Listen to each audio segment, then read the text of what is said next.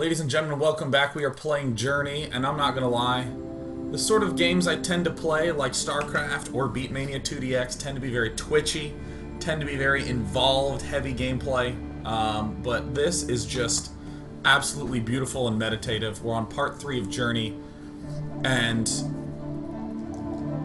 I found another friend. Now, if you're a day 9 viewer, if you could go 1, 2, 3, and then a huge ping. Like 1, 2, 3. And then one of these huge things. This is how I'm determining if any of these people are day 9 viewers. Let me go ahead and turn my camera back on.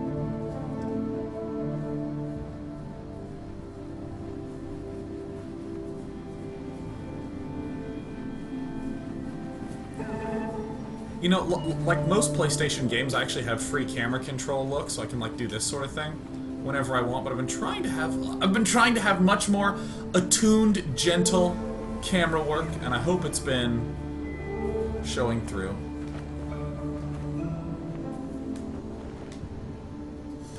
Get there. I whiffed it.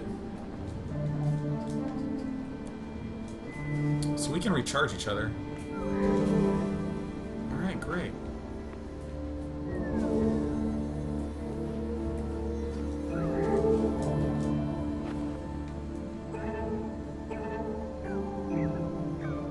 Yes.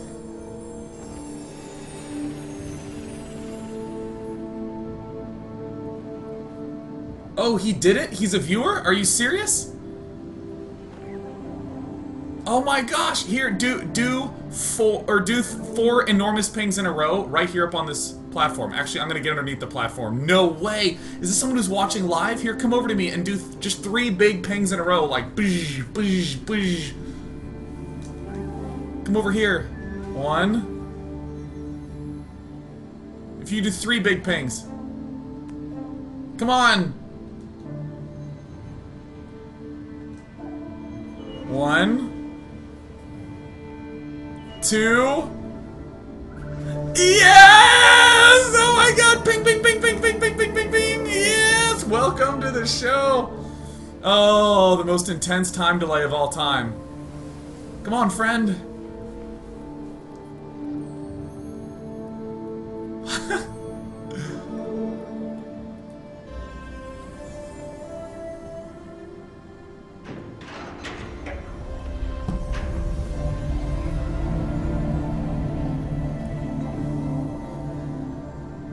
And again, it's not just floating particles, it's floating glyphs. A little more efficient in terms of storage, because you don't have that many unique objects that you gotta put in memory, you just gotta point to them. But also, just absolutely beautiful in terms of how it looks. Can I actually go underneath?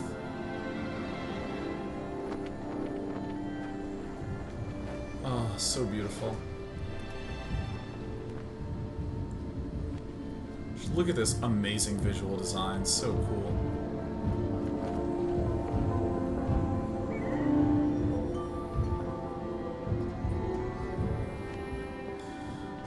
You know, almost all of that game company's games have something that feels like flying in it.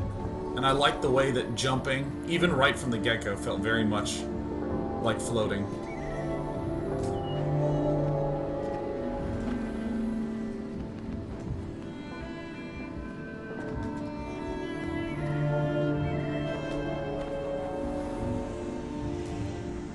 You get the ones on the right, I'll get the ones on the left.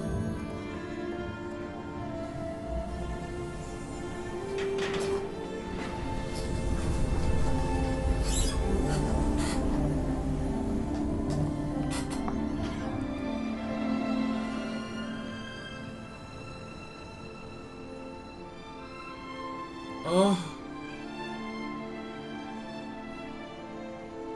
Oh. Alright, I'm gonna explore around a bit.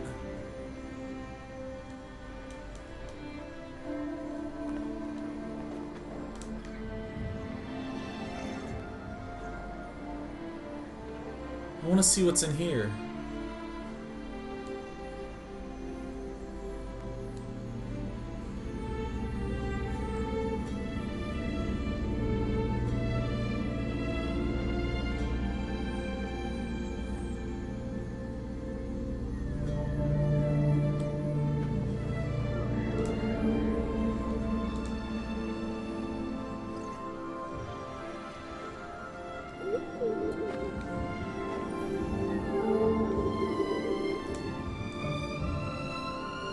I hope my buddy comes along.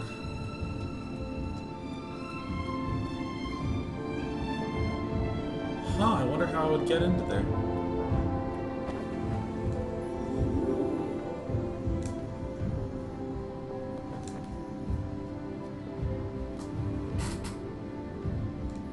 Nice. Here, let me see if I can ping my buddy and let him know I'm over here.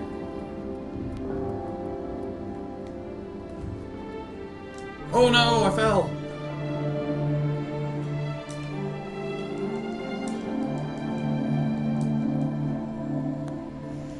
I think I lost him.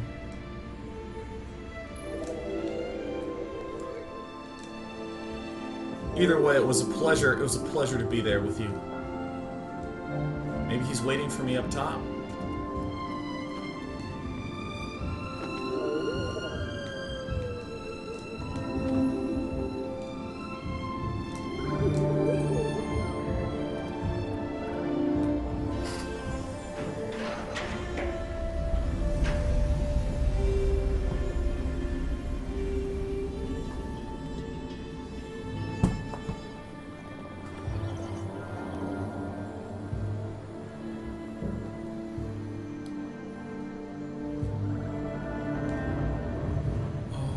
This. Hey, buddy.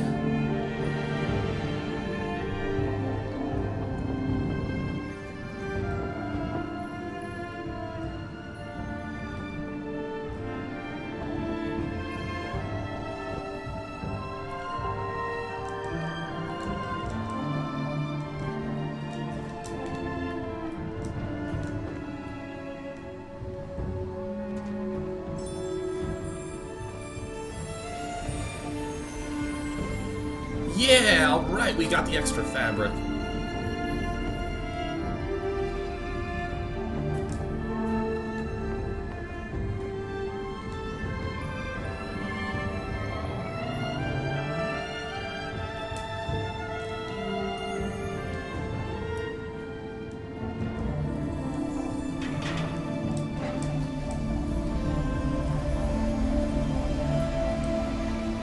I love my friend so much, he's so wonderful.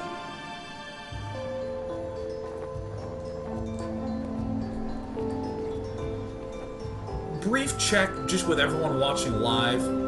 All the music and everything sounds alright, correct? Everything sounds good. I just want to make sure you can hear hear and appreciate all this absolutely amazing audio. Wonderful.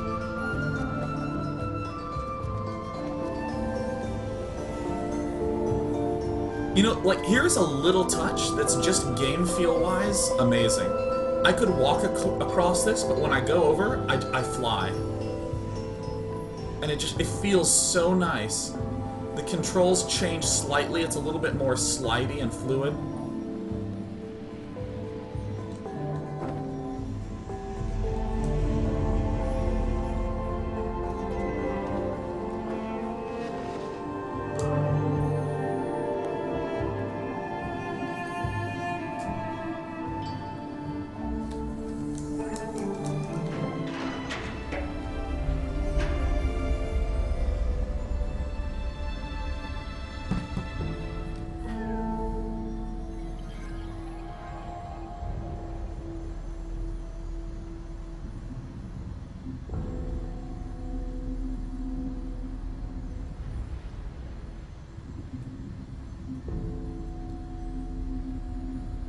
Listen to that dynamic change in music.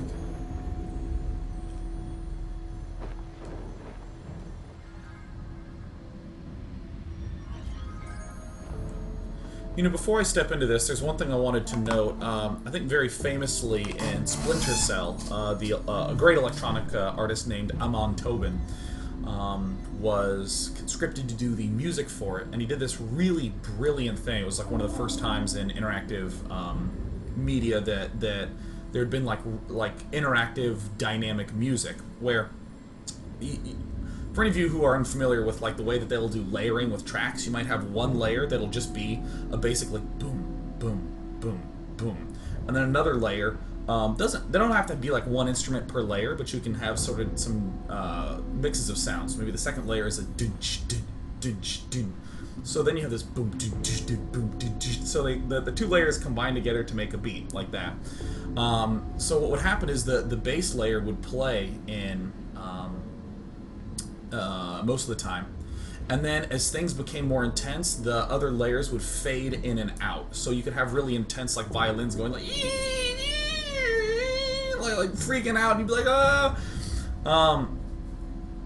You'll hear a lot of that in this, and I hope I'm not making it up. I don't actually know specifically how they did it, but you'll hear that, you know, like this bell, this dong dong. You'll start to hear it come back in.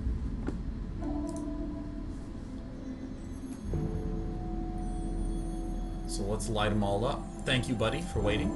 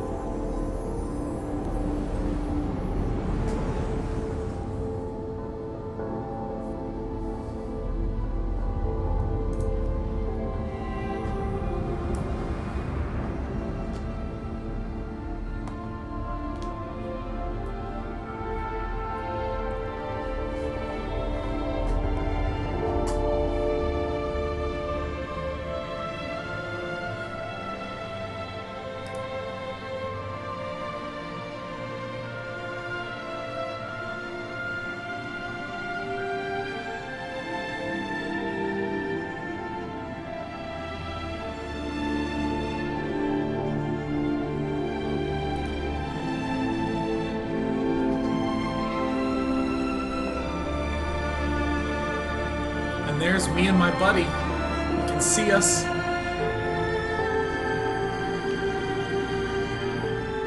There we are.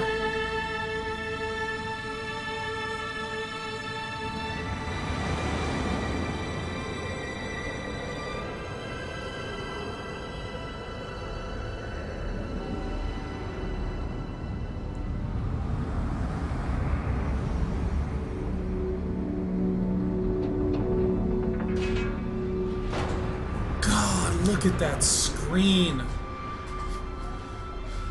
We're in it together, friend.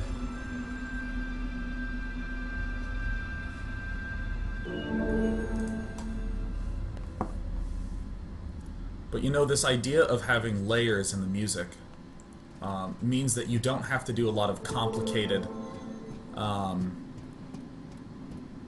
starting and stopping of things. You can actually just turn the volume up on one of the more intense high layer tracks and turn it down as need be. So it's actually, I want to try to listen a little more to the music as we step in to see if we can hear that. Because music and sound design are among my favorite, which is one of the reasons why I especially love Diablo 3. I think the sound design in that game is truly exceptional.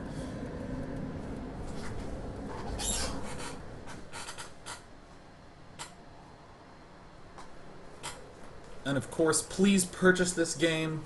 You can get it in the PlayStation 3 store. The soundtrack is beautiful.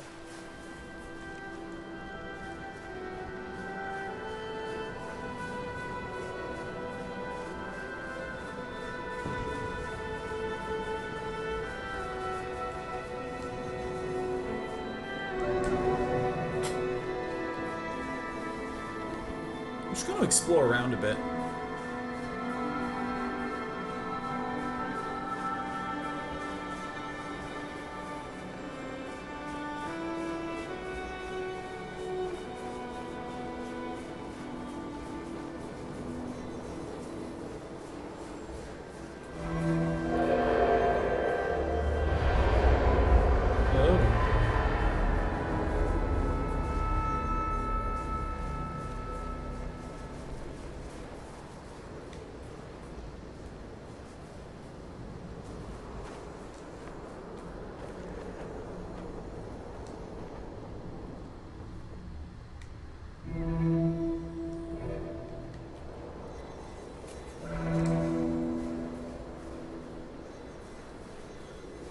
I just love the subtle communication this game encourages.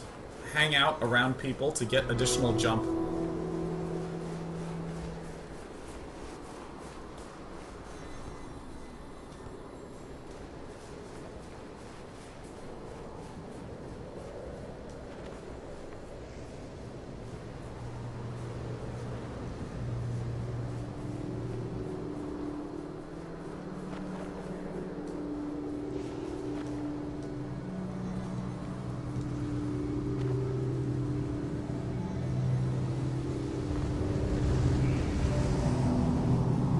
Alright. Let's do it, friend.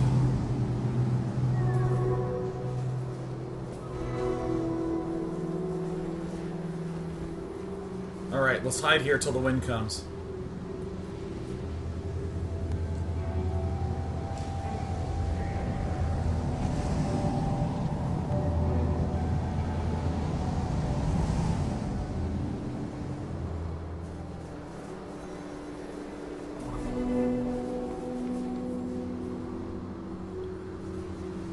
I'm gonna try to brave it.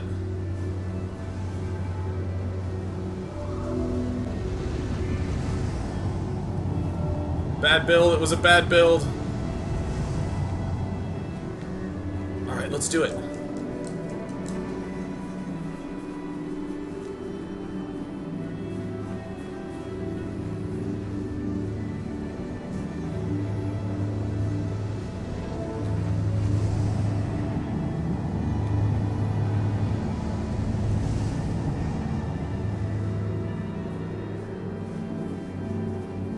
Going bold.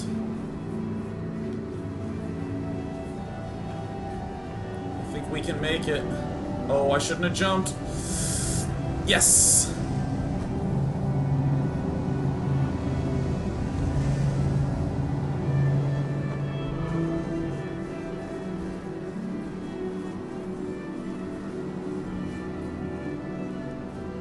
We more or less did it.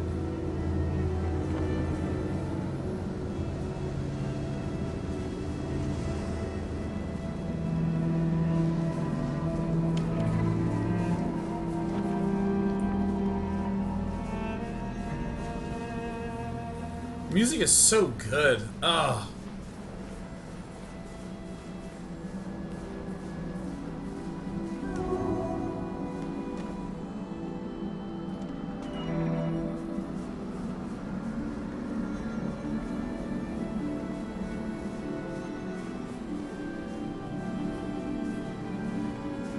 Can't see the mountain anymore.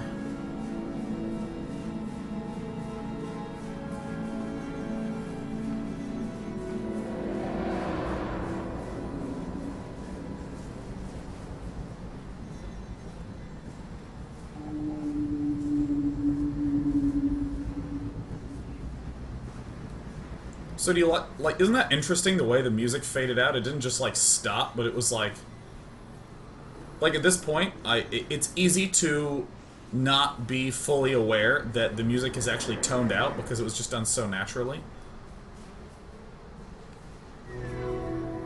And you know, I kind of want to just see what's over here. You know, with... It doesn't matter if it's in a story, or visual design, or audio design, or commentary, or anything like that. The thing that people will always notice is change. What's different about what's going on. So if you have, like, a bunch of people on stage all dressed in black, and one of them's dressed in red, people are going to look at the one dressed in red. If you've been playing music for 2 hours and all of a sudden you halt the playing of music, it's gonna be very, very striking. You know, I don't want to jump down. I'm gonna go back up.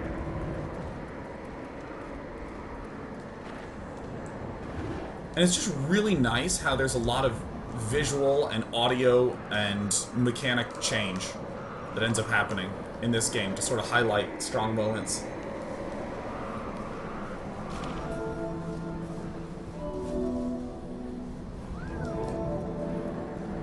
Part of me wanted to jump all the way down there.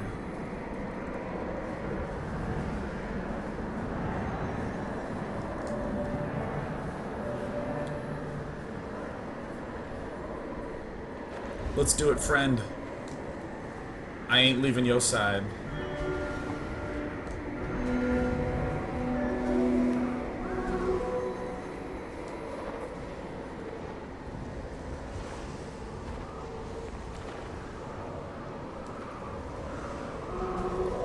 Ah, can't jump. See, now, for instance, this game has established silence for a good bit of time. So now, when music plays like this, this feels like a much more significant location. So here, music just changed, color contrast just changed, a lot of motion just changed. So this mentally for an observer, or in this case a player, is a very impactful moment. So then they can change from that happy music to some slightly more dramatic music. You heard the lowest layer of the violins briefly there. Oh wait, is that me? Oh my god, I was looking at the wrong person! No!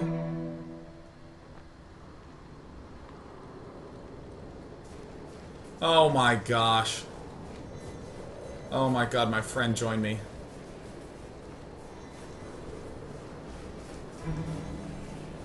Gosh, I gotta remember that I don't actually have decorations on my stuff.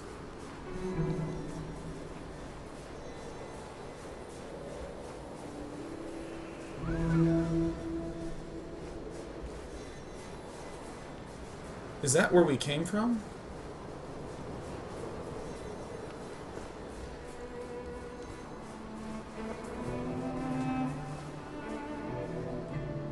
Oh, we go this way? Okay.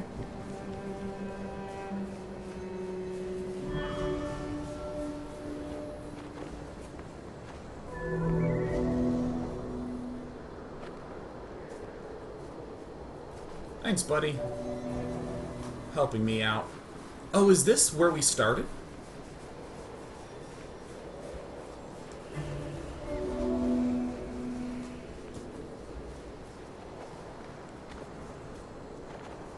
So we get to the stones. It is where we started.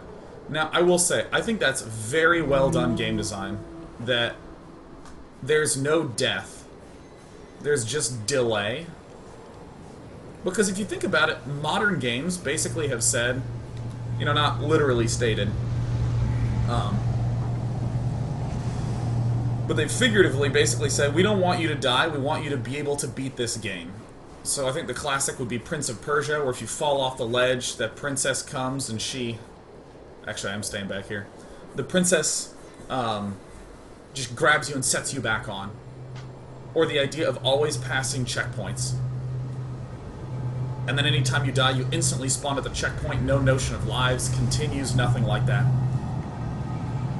And here, in a very sort of abstract way, they're positioning the level so there are, in a sense, death points. Like falling off the cliff is a classic game trope, a classic death point. But rather than making me respawn and restart, which would interrupt the sort of zen meditative feeling of the game, it just sets you back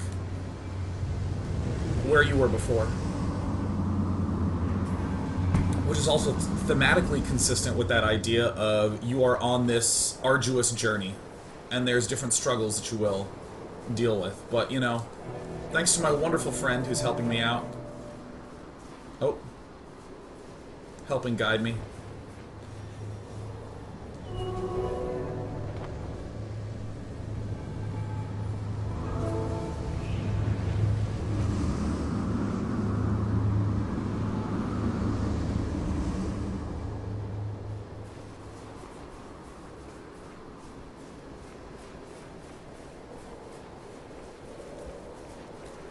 Actually, I'm curious about something.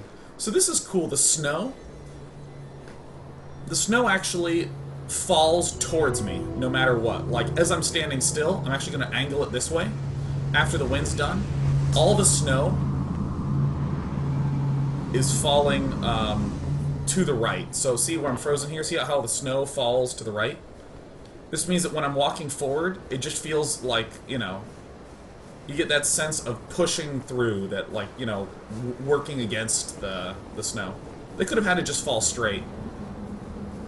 And look, as we're turning, we have some of the most unrealistic snow effects of all time. The snow continues to fall straight at me no matter what angle I'm at. Snow does not work like that. But here, again, as I'm frozen, it falls at me. Really nice visual effect. My wonderful friend agrees. Thank you, buddy.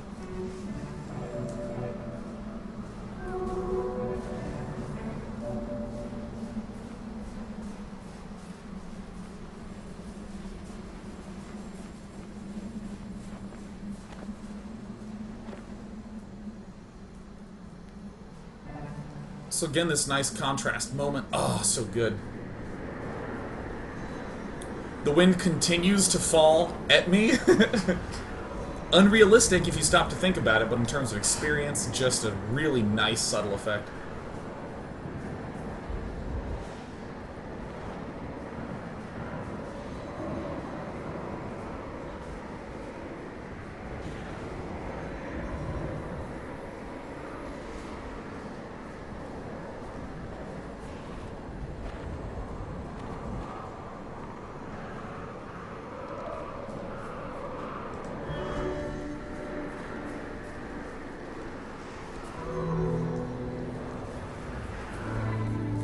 Go back in here where there's pretty music, but my orange light is down.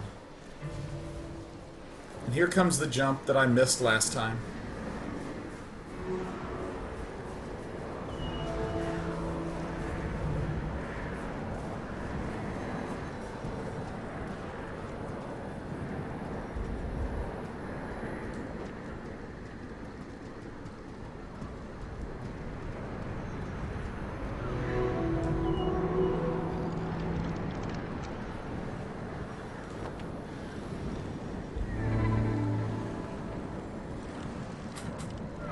That's a nice effect. You know, dear buddy, want to take a break? Gonna go here. I've been playing for 30 minutes. This game is amazing. I believe I'm on the home stretch, so without any further ado, I will swiftly go to a break so we can return back to this gameplay as fast as possible. What an incredible game.